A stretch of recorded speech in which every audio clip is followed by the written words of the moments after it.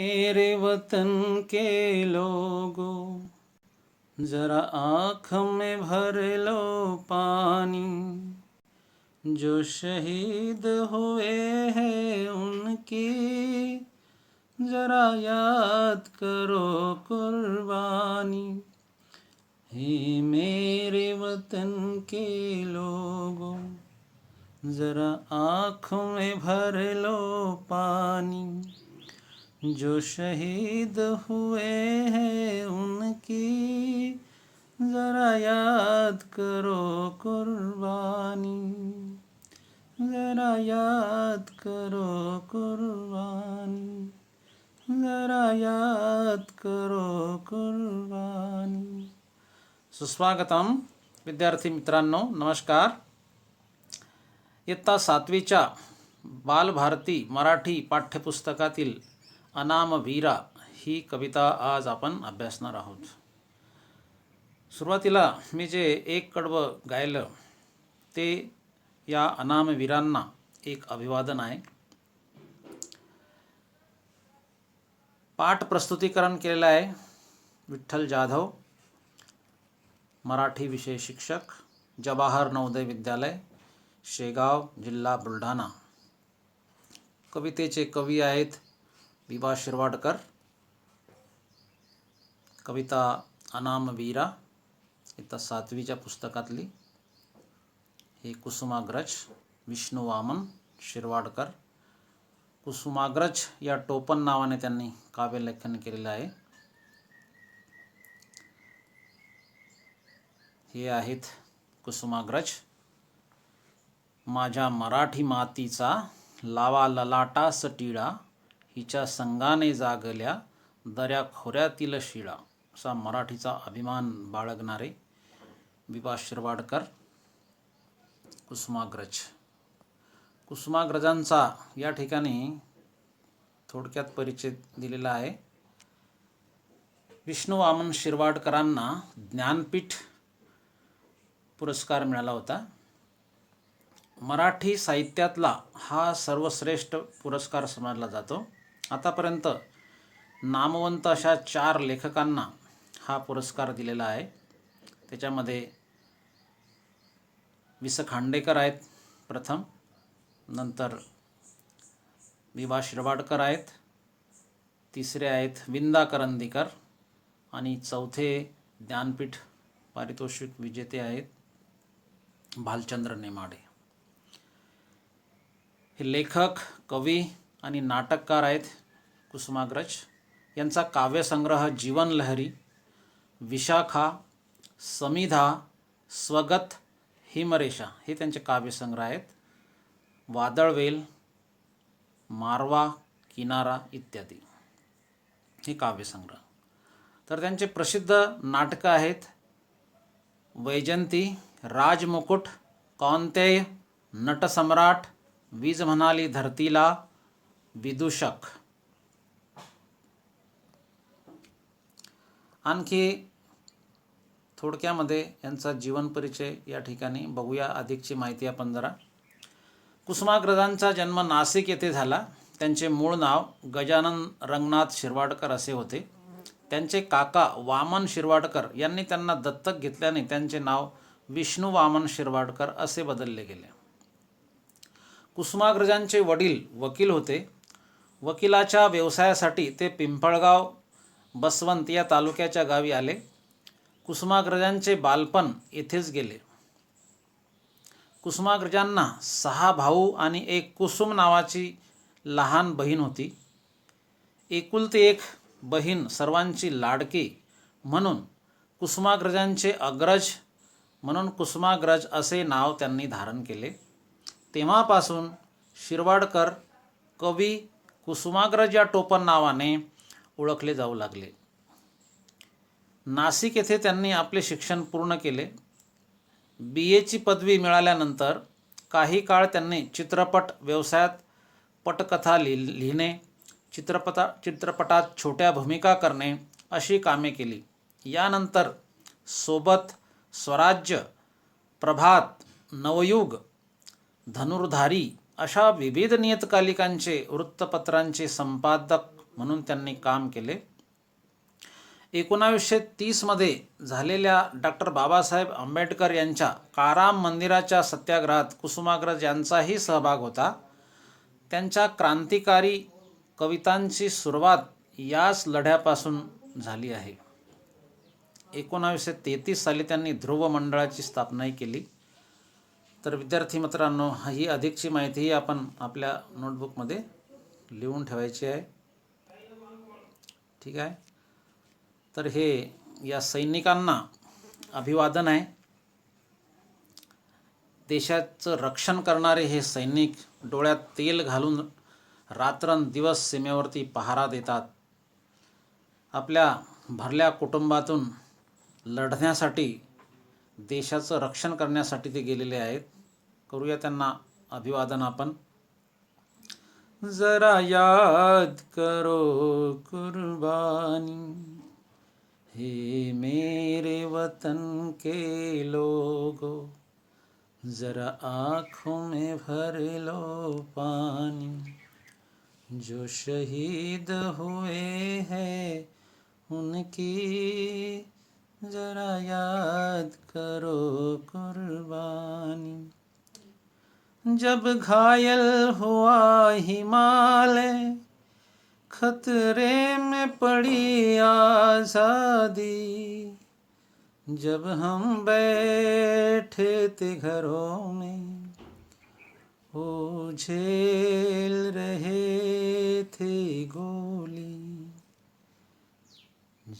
धन्य हो उनकी जवानी, थे धन्य हो वीर हो अपने, थे धन्य हो उनकी जवानी, जो शहीद हुए हैं उनकी जरा याद करो कुर्बानी, जरा याद करो कुर्बानी, जरा याद करो कुर्बानी. भारतीय सैन्याला एक मानाचा मुजरा, अभिवादन. विद्यार्थी मित्रांनो, आज आपण जी कविता अभ्यासणार आहोत त्या कवितेचं नाव तुम्ही ऐकलेलं आहे, अनामवीरा. ही कविता अभ्यासण्याच्या मागचे उद्देश लक्षात घेऊया. सैनिकांना आदरपूर्वक अभिवादन करणे, प्रत्येक सैनिकाच्या सेवा, त्याग आणि बलिदान याविषयी सर्वांनी दखल घेणे, त्याची काळजी घेणे, कृतज्ञ राहणे, सैनिकांविषयी प्रत्येकाने कृतज्ञता बाळगणे, प्रत्येक भारतीयाने कृतज्ञता बाळगणे, प्रत्येक विद्यार्थ्याने कृतज्ञता बाळगणे, सर्वांनीच कृतज्ञतेची भावना बाळगणे, विद्यार्थ्यांमधील देशभक्तीची भावना वाढीस लावणे. अगोदरच विद्यार्थ्यांमध्ये देशभक्ती आहेच, त्याच्यामध्ये वाढ करणे, देशासाठी त्यांना तयार करणे.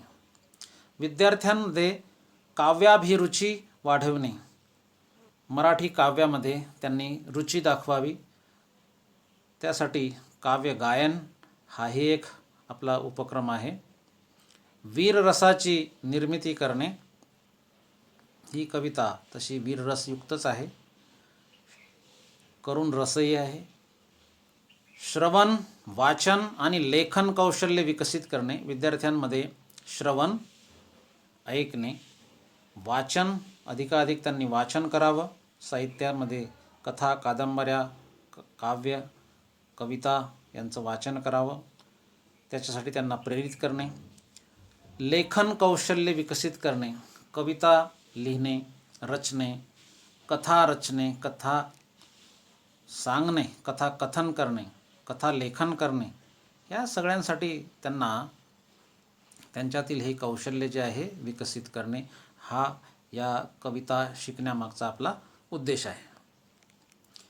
विद्यार्थी मित्रांनो, या कवितेतून आपल्याला कोणता संदेश मिळतो, कोणती शिकवण मिळते, काय मूल्य आहेत, तर सैनिकांविषयी आपण सदैव आदर बाळगावा, सैनिकांविषयी कृतज्ञतेची भावना प्रत्येकामध्ये असावी, ही शिकवण या कवितेतून आपणाला मिळते.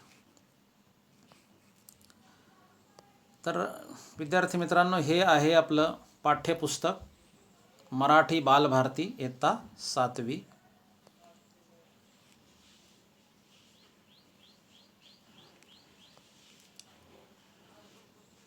ही या पुस्तकातील अनुक्रमणिका आहे. या अनुक्रमणिकेमध्ये 13 नंबरची कविता आहे अनामवीरा कुसुमाग्रज. ही 13 नंबरची कविता या ठिकाणी ही आपण आज अभ्यासतोय. अनामवीरा.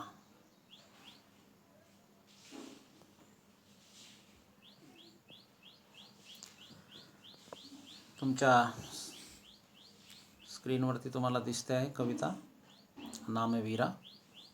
कवी आहेत विभा शिरवाडकर. परिचय मी तुम्हाला दिलेलाच आहे. ऐका वाचा म्हणा. माझ्या मागे हे तुम्ही गुणगुणा वाटल्यास ते.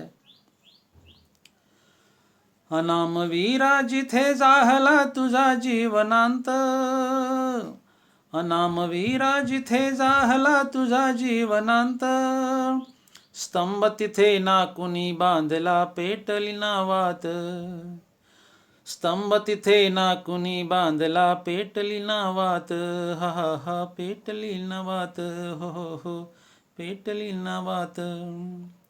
अनामवीरा जिथे जाहला तुझा जीवनांत, अनामवीरा जिथे जाहला तुझा जीवनांत, स्तंभ तिथे ना कुणी बांधला पेटली नावात, हा हा हा पेटली नावात, हो हो हो पेटली नावात.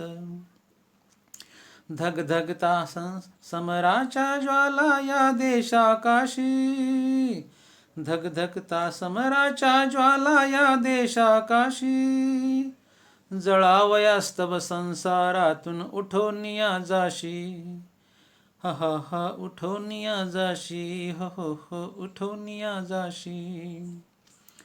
मूकपणाने तमिलोपती संधेच्या रेषा, मूकपणाने तमिलोपती संधेच्या रेषा, मरणामध्ये विलीन होसी ना भय ना आशा, मरणामध्ये विलीन होसी ना भय ना आशा, हा हा हा ना भय ना आशा, हो हो ना भय ना आशा. जनभक्तीचे तुझ्यावरीनच उधानले भाव, जनभक्तीचे तुझ्यावरीनच उधानले भाव, रियासतीवर नसे नोंदले कुणी तुझे नाव, हा हा हा कुणी तुझे नाव, हो हो हो कुणी तुझे नाव.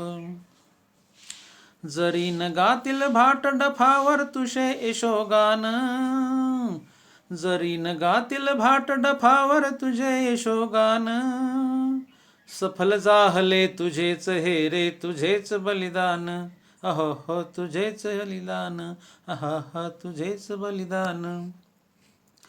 काळोखातून विजयाचा ये पहाटचा तारा, काळोखातून विजयाचा ये पहाटचा तारा, प्रणाम माझा पहिला तुझला मृत्युंजय वीरा, हो हो हो मृत्युंजय वीरा, हा हा हा मृत्युंजय वीरा.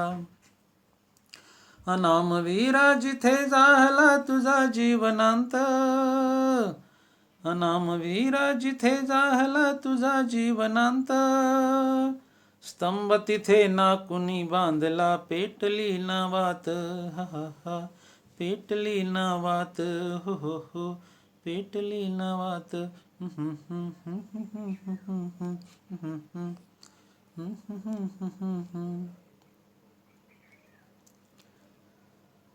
तर विद्यार्थी मित्रांनो, तुम्ही पण ही कविता अशी गुणगुणायची आहे, गायची आहे, पाठांतर करून टाकायची आहे. ठीक आहे.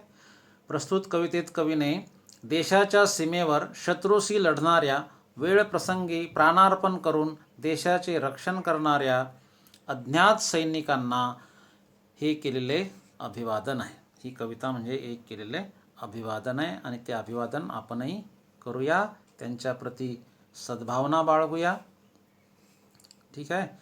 नंतर तुम्हाला या कवितेवरचे हे स्वाध्याय पण सोडवायचे आहेत. याच्यावरही थोडक्यात आपण चर्चा करणारच आहोत. तसे दिसत आहे तुम्हाला हे स्वाध्याय आहेत तुमच्यासाठी. सोडवायचे आहे तुम्हाला. ठीक आहे.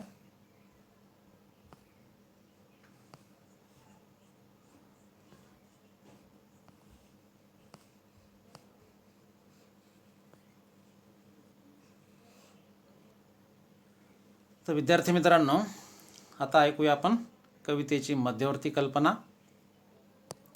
या कवितेत कुसुमाग्रजांनी देशाच्या सीमेवर शत्रूशी लढणाऱ्या वेळप्रसंगी आपले प्राणार्पण करून देशाचे रक्षण करणाऱ्या ज्ञात अज्ञात सैनिकांना अभिवादन केलेले आहे. कवितेमध्ये काही नवीन शब्द आहे, त्याच्यावर एक नजर टाकूया, जे तुम्हाला कविता अभ्यासत असताना उपयुक्त ठरतील. अनाम या शब्दाचा अर्थ आहे माहीत नसलेला, अपरिचित. जीवनांत म्हणजे मृत्यू, जीवनाचा अंत, शेवट. स्तंभ स्मारक, स्तंभ स्मारक. समर लढाई, ज्वाला आग, जाळ.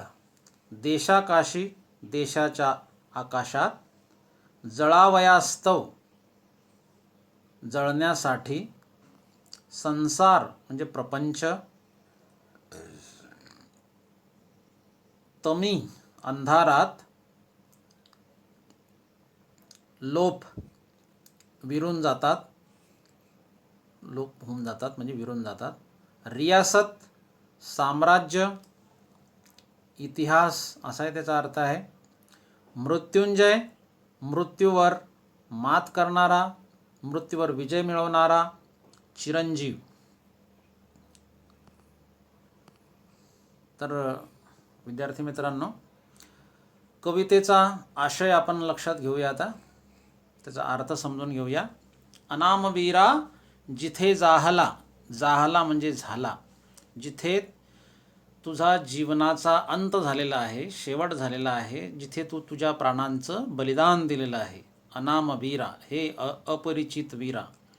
असे सैनिक आहेत, देशाचं रक्षण करता करता ते शहीद होऊन जातात. देशातल्या लोकांना माहीतही नाही त्या सैनिकाचं नाव. असे ते अपरिचित अनाम वीर.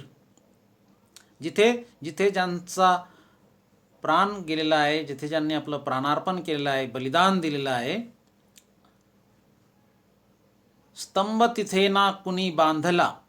स्तंभ एखादा विजयस्तंभ, त्याची आठवण म्हणून कुणी स्तंभही बांधला नाही, बांधतही नाही. पवित्र ज्योतही पेटवत नाही. स्तंभ तिथे ना कुणी बांधला, पेटली न वात. दिवाही लावला नाही, त्याची आठवण म्हणून दिवासुद्धा कोणी लावला नाही. अशा वीरांना कवी म्हणतायत. हे देशासाठी प्राणांचे बलिदान देणाऱ्या अपरिचित सैनिका, जिथे तू तुझा जीव सोडलास, जिथे तुझे तू प्राण अर्पण केले आहेस, बलिदान दिले आहेस, त्या ठिकाणी तुझे कुणी एखादे स्मारक उभारले नाही. कुणी तुझ्या स्मृतीला अभिवादन करण्यासाठी एखादी पवित्र ज्योतही त्या ठिकाणी पेटवली नाही, दिवाही लावला नाही. असा त्या पहिल्या कडव्याचा अर्थ आहे. दुसऱ्या कडव्याकडे वळूया. धगधगता समराच्या ज्वाला या देशाकाशी. धगधगता म्हणजे युद्ध पेटलेलं आहे, युद्धाच्या ज्वाला भडकलेल्या आहेत आणि त्यामध्ये तू उडी घेतलेली आहेस, म्हणजे लढायला तू गेला आहेस. जळावयास्तव जसं काही प्राण अर्पण करायलाच गेलेला आहेस. कुठून? संसारातून, आपल्या भरल्या संसारातून, आपल्या कुटुंबातून उठून या जाशी. प्रत्येक सैनिकाला त्याचं हे कर्तव्य असते, तो मानतो, त्याचं ते व्रत आहे की जसं घरामध्ये कितीही महत्त्वाचं काम असो, किती मंगलमय कार्य का असे ना, हे सगळं सोडून जेव्हा युद्धाची घोषणा होते तेव्हा त्याला लढण्यासाठी जावंच लागते. धगधगता समराच्या या ज्वाला देशाकाशी. जळावयास्तव जणू काही आपले प्राण अर्पण करण्यासाठीच जळावयास्तव जणू काही आपले प्राण अर्पण करण्यासाठीच त्याला जावं लागतं. या देशाच्या आकाशात म्हणजे सीमेवर जेथे युद्धाच्या धडधडणाऱ्या ज्वाला भडकल्या, तेव्हा त्या संग्रामाच्या अग्नीमध्ये स्वतः जळण्यासाठी, त्या यज्ञामध्ये स्वतःला जाळून घेण्यासाठी, तू तुझ्या आनंदी जीवनातून, तू तुझ्या भरल्या संसारातून, कुटुंबातून लढण्यासाठी जणू काही निघून गेला आहेस. देशाचं रक्षण करण्यासाठी निघून गेला आहेस. तिसरं कडवं आहे, मूकपणाने तमी लोपती. तमी म्हणजे अंधार. संध्येच्या रेषा, तसा सूर्य मावळतो, अस्त होतो त्याचा, त्यावेळेस क्षितिज रेषा अशी अंधुक अंधुक होत जाते, त्याप्रमाणे मरणामध्ये विलीन होसी, ना भय ना आशा. तुला कुठली आसक्ती नाही की कुठलं कोणी बक्षीस दिलं पाहिजे म्हणून तू लढत असतो, असंही नाही. आणि लढता लढता अगदी सहज तू मरणालाही स्वीकारतोस. सूर्य मावळतीला संध्याकाळी जशी क्षितिजाची रेघ मूकपणाने अंधारात विरून जाते, तसा तू कसलीही भीती न बाळगता, कुठलीही आशा आकांक्षा न बाळगता मरणात म्हणजे मृत्यू पत्करतोस, विलीन होतोस, असं कवी या सैनिकाला म्हणताय. कोणता सैनिक? अपरिचित सैनिक, जो देशातल्या लोकांना माहीत नाही असा अपरिचित, अनाम. जनभक्तीचे तुझ्यावरी नच म्हणजे नाही, नच म्हणजे नाही. जनभक्ती म्हणजे जनतेची सेवा. ज्या जनतेची सेवा केली अशी जनता, त्यांनी तुझ्यावरी थोडीही माया दाखवली नाही. नच उधानले भाव, त्यांच्या भावना प्रगट केल्या नाही की वाह, सैनिकाने देशासाठी प्राणार्पण केले वगैरे वगैरे, अशी भावना उधळली नाही. रियासतीवर म्हणजे इतिहासात नसे नोंदले कुणी तुझे नाव, कदाचित तुझ्या नावाची इतिहासामध्ये दखलही घेतली नाही, अशा या अनाम वीरा. ज्या लोकसेवेसाठी तू प्राणाचे बलिदान दिलेस, त्या लोकांच्या मनातल्या भावना तुझ्यासाठी जराही उचंबळल्या नाहीत किंवा इतिहासाच्या पानांवर तुझे नावही गौरवाने कोरले गेले नाही, लिहिले गेले नाही, अशा अनाम वीरा, तुला आमचे अभिवादन आहे. जरी न गातील भाट डफावर, हे डाफावर झालेले चुकून, इथे तुम्ही डफावर असं करायचं. जरी न गातील भाट डफावर तुशे यशोगान. तुशे म्हणजे तुझे. भाट याचा अर्थ तुम्ही शाहीर असा घ्यायचा, गायक, कवी असा घ्या. या देशातल्या कवीने किंवा गायकांनी, शाहिरांनी कदाचित तू जे यश संपादन केलेलं आहे, जे कीर्ती मिळवलेली आहे, ते गायले नाही, त्यांनी त्याचे गुणगान गायले नसेल. सफल जाहले तुझेच हे रे तुझेच बलिदान. तरीसुद्धा तू जे देशासाठी त्याग केला, बलिदान केलं, तुझा प्राण अर्पण केला, ते वाया गेले नाही, तर ती सफलताच मिळालेली आहे. ठीक आहे. तुझी यशकीर्ती एखाद्या शाहिराने, एखाद्या कवीने, एखाद्या गायकाने डफाच्या तालावर, ढोलवर, खंजिरीवर किंवा नालवर गायली नसेल, तरीसुद्धा तू देशासाठी केलेले बलिदान यशस्वीच ठरणार आहे. म्हणजे तुझे बलिदान वाया जाणार नाही. शेवटच्या कडव्याकडे आपण वळतो आहे. विद्यार्थी मित्रांनो, शेवटचं कडवं, काळोखातून विजयाचा ये पहाटचा तारा. काळोखातून, अंधारातून विजयाचा ये पहाटचा तारा. विजयश्री, यशस्वी श्री. प्रणाम माझा पहिला तुझला.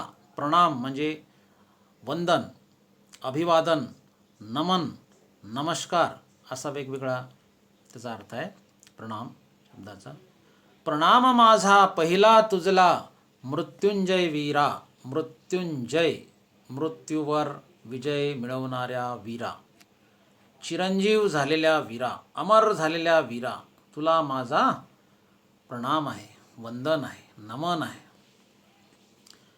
या घनघोर युद्धात म्हणजे शत्रूशी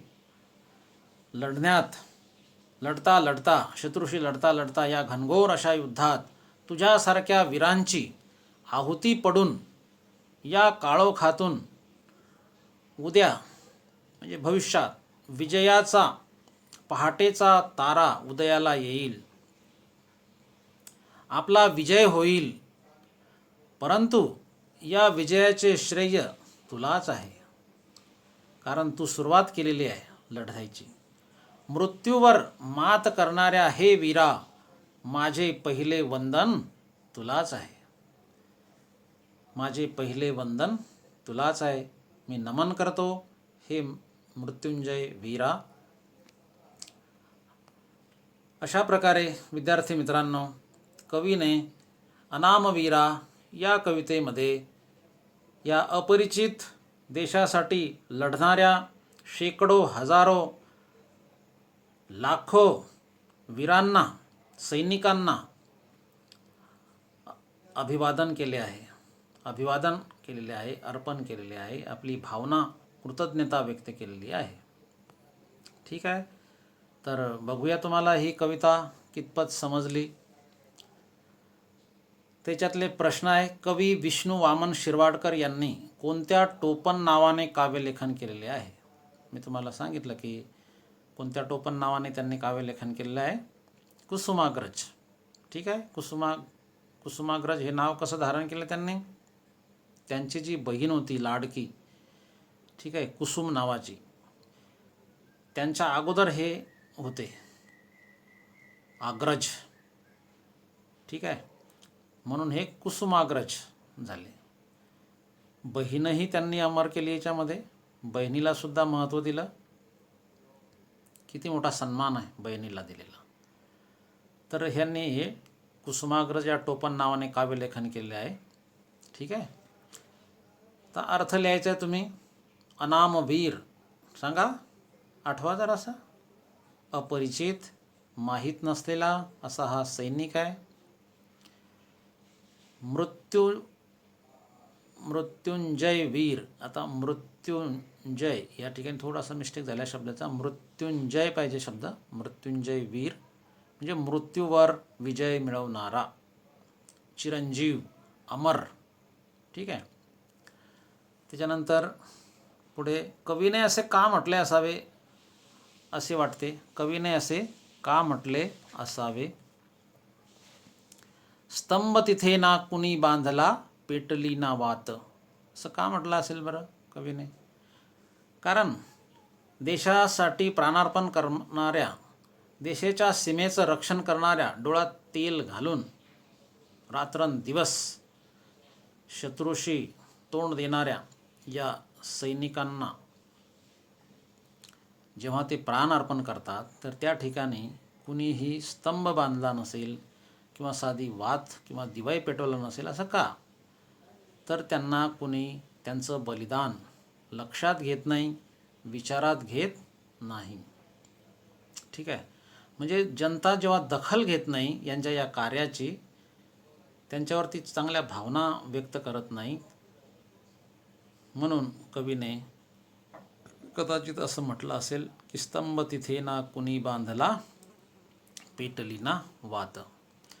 जळावयास्तव संसारातून उठोनिया जाशी. जळावयास्तव म्हणजे जणू काही बलिदान देण्यासाठीच, मरणासाठीच, मृत्यूसाठीच ते आपल्या भरल्या आनंदी संसारातून, कुटुंबातून निघून जातात लढण्यासाठी. ठीक आहे, जळावयास्तव संसारातून उठोनिया जाशी असं का म्हटलं. या सैनिकांचं पहिलं कर्तव्य असतं शत्रूशी लढणे, देशाचं रक्षण करणे. जेव्हा असं युद्ध घोषित होतं, जाहीर होतं, युद्धाची घोषणा होते त्यावेळेस आपल्या कुटुंबामध्ये कितीही महत्त्वाचं कार्य असलं तरी या सैनिकांना जावं लागतं. ठीक आहे. तर हा त्यांचा त्याग आहे, मोठा त्याग आहे, बलिदान आहे त्यांचं हे. म्हणून कवीने असं म्हटलंय की जळावयास्तव संसारातून उठून या जाशी, सफल जाहले तुझेच हे रे तुझेच बलिदान. कदाचित या सैनिकांच्या कार्याची जरी कोणी दखल घेतली नसेल, त्यांचं जे बलिदान आहे हे निश्चितच उद्या आपल्याला स्वातंत्र्य घेऊन येणार आहे, विजयाचा पहाटेचा तारा घेऊन येणार आहे. म्हणूनच कवी असं म्हणतात की सफल जाहले तुझेच हे रे तुझेच बलिदान. देशासाठी प्राणार्पण केलेला सैनिक अनाम राहिला आहे असे कवीला का वाटते? का वाटते असे अनाम तो राहिला? म्हणजे तो सैनिक तर लढतो परंतु त्यांच्या कार्याची कुणीही दखल घेत नाही. त्यांच्या बलिदानाच्या ठिकाणी कुणी स्तंभ उभारत नाही. ठीक आहे. स्मारक उभारत नाही. कुणी त्यांचे डफावरती गीत गायनही करत नाही, यशोगाथाही गात नसेल. ठीक आहे. आणखी काय, इतिहासाच्या पानांवरती त्यांचं नावही लिहिलं जात नसेल, कदाचित लिहिलं जात नाही. म्हणूनच कवी असं म्हणतात की देशासाठी प्राणार्पण केलेला सैनिक अनाम राहिला आहे. ठीक आहे. अनाम वीरांचा जिथे मृत्यू झाला तिथे काय झाले नाही? कुणी स्तंभ उभारला नाही, कुणी ज्योत पेटवली नाही, दिवा पेटवला नाही, हे घडलं त्या ठिकाणी. ठीक आहे. आता